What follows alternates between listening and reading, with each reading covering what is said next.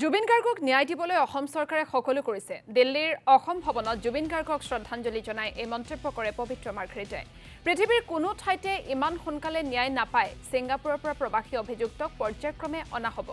সাংবিধানিক নীতিৰ মাজেৰে আমি আগবাঢ়িব লাগিব। জুবিনক লৈ ৰাজনীতি নকৰিবলৈ আহ্বান জনাইছে বিৰোধী দলক।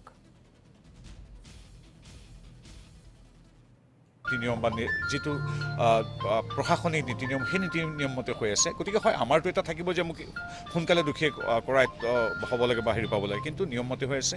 পৃথিৱীৰ কোনো প্ৰান্ততে কোনো দুখী যদি আছে জুবিন গাৰ্গৰ লগত অন্যায় কৰা কোনো মানুহ সাৰি যাব নোৱাৰে। সেইটো কথা কেৱল অসমৰ মাননীয় মুখ্যমন্ত্ৰী মহোদয়ৰে নহয় বা তদন্তকাৰী সংস্থাসমূহৰ সমৰ্পিত ব্যক্তিসকলৰ নহয়, প্ৰতিগৰাকী অসমীয়া অনুষ্ঠান চাই থকা মানুহ আপুনি মই সকলোৱে সেই কথা আমাৰ সকলোৰে মনৰ কথা। গতিকে আমি ভাবোঁ যে য'তে নাথাকক কিয়, যি ৰাষ্ট্ৰতে নাথাকক কিয়, তেওঁলোকক প্ৰয়োজন সাপেক্ষে যেতিয়াই সম্ভৱ হয় তেতিয়াই তাৎক্ষণিকভাৱে অনাৰ ব্যৱস্থা নিশ্চয় কৰিব।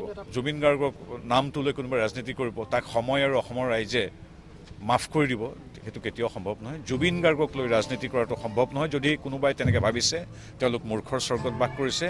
সময় আৰু জুবিন গাৰ্গ আৰু অসমবাসী ৰাইজৰ আগত এনেধৰণৰ ৰাজনীতি কৰাটো কেতিয়াও সম্ভৱ নহয়। শিক্ষা আৰু শাস্তি পাব। মোক এনেকুৱাও কৰিছে ৰাজনৈতিক দলে, জুবিনৰ যেতিয়া নশ্বৰ দেহটো আহিছিল তেতিয়া মই গানটো কিয় গোৱা নাই, মই কন্দা নাই কিয়, সেই কথালৈ মোকো আক্ৰমণ কৰিছে।